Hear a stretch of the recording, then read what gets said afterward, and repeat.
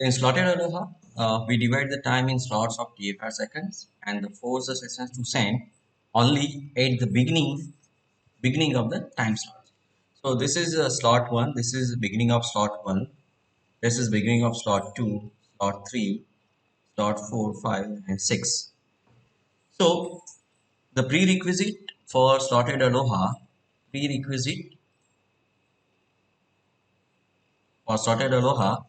all stations must be clock synchronized. All station 1, 2, 3 and 4, all these four stations must be clock synchronized. And as per the textbooks, there are four laptops are mentioned, but you may consider there may be one access point over here. So that becomes practical scenario. Station 1, 2, 3, there are three laptops and one access point. So access point 1 will act as an intermediator among these three stations. This is laptop 1, station 1. This is station 2, is again laptop, and this is station 3, again laptop, and there is a wireless access point. So this station 1, once one wants to send it beginning of slot 1, that it sends to access point. An access point will broadcast in all the direction because access point is having omnidirectional antenna. So it will broadcast to in all the directions. So S2, S3 will receive the same frame. Over here, this is the coverage area of S1. So, and this is the coverage area of S3. Their intersection is null, but the access point comes in between. So, if I want to send data from S1 to S3, my data will be sent from first from S1 to access point and access point to S3. Similar way, although the S2 appears to be the coverage area of S1, but the data will be sent from S1 to access point to S2. So in short, if any station wants to send a data, the data will be routed through or relayed through intermediate access point. Access point has to be inside the coverage area of all the stations, either station 1, station 2, and station 3. So we may consider this is access point, and station 1, 2, 3, we may consider it is their actual laptops. And prerequisite, all the station including access point has to be clock synchronized. Then and then their slots will be same, and clock has to be synchronized in terms of microseconds. That's a prerequisite. So let's see vulnerable time for the slotted Aloha protocol. In pure Aloha, it's a 2 into TFR. But in case of slotted Aloha, because the time slot is fixed, all the station will compete to send a frame at the beginning of slots. So vulnerable time will becomes now half of the pure Aloha. That is 3 into FR for slotted Aloha. So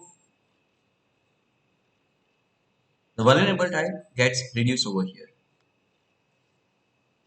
The throughput for slotted Aloha S equal to G into e raised to minus G. The maximum throughput we will get X max equal to 0.368, 36% when G equal to 1.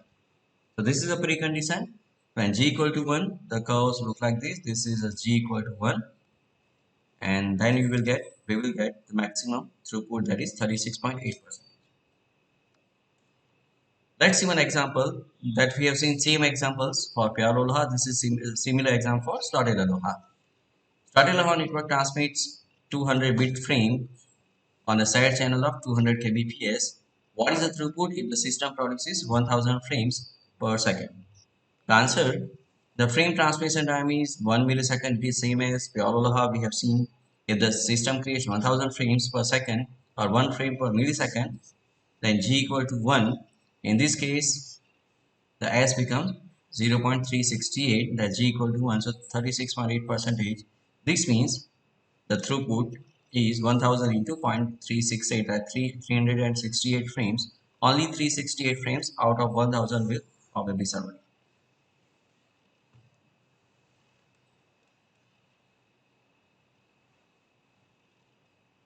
This is the case for SAD medium, point to multi-point only. Do not consider it is applicable to point-to-point topology. So P2P, mesh topology, they does not fall under this category. Only the common bus topology falls under this category. So this is applicable to only the medium where the shared communication is happening between machines.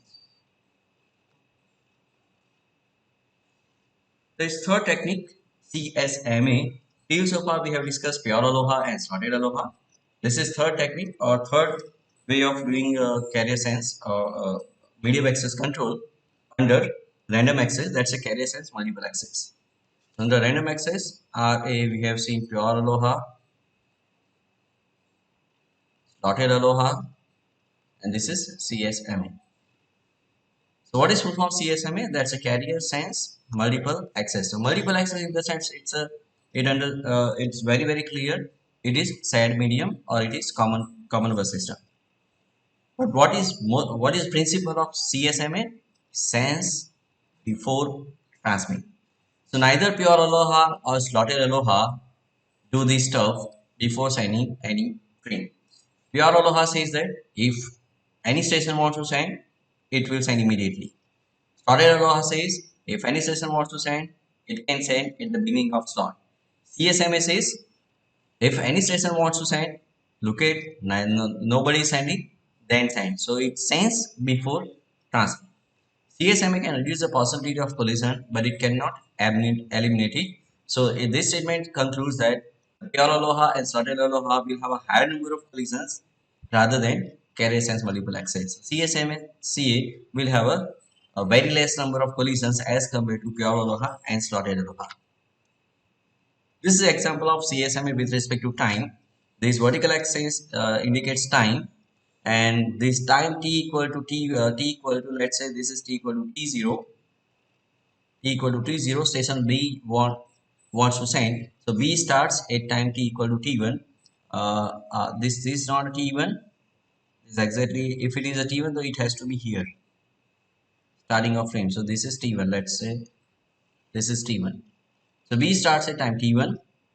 And as this is having omnidirectional antenna, so it radiates out in all the directions. This is 2D plane in slide, so that's why we can represent in 2D only, so left and right. So this line is slanting because of propagation time.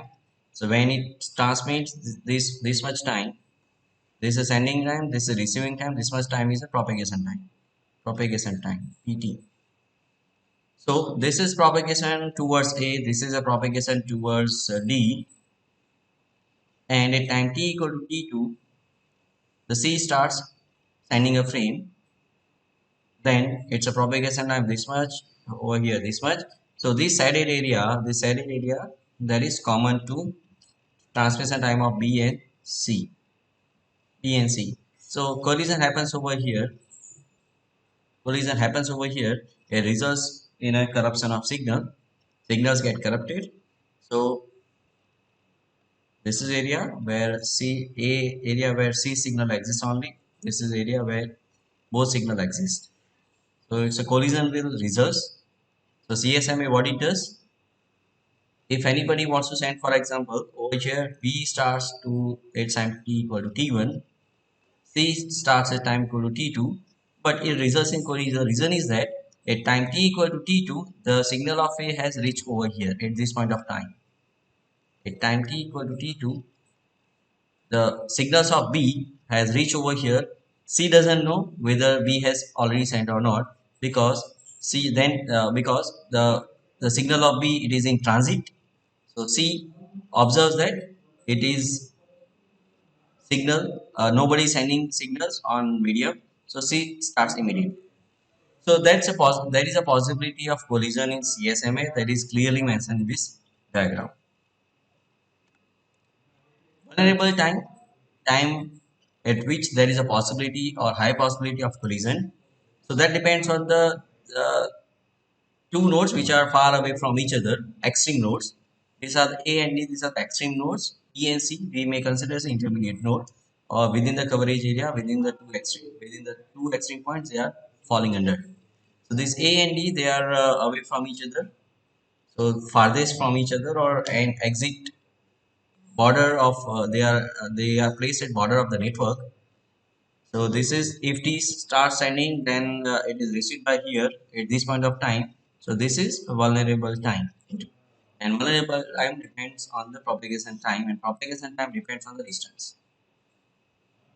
So if distance is higher, propagation time will be higher as it influences vulnerable time. So in this case, CSMA, the vulnerable time depends on the propagation time or distance between two nodes. In pure aloha and slotted aloha, vulnerable time depends on the transmission rate. But over here, it does not depend on the transmission rate. Rather, it depends on the distance, and in a way, directly it is related to propagation time. There are three persistent methods available in CSMA.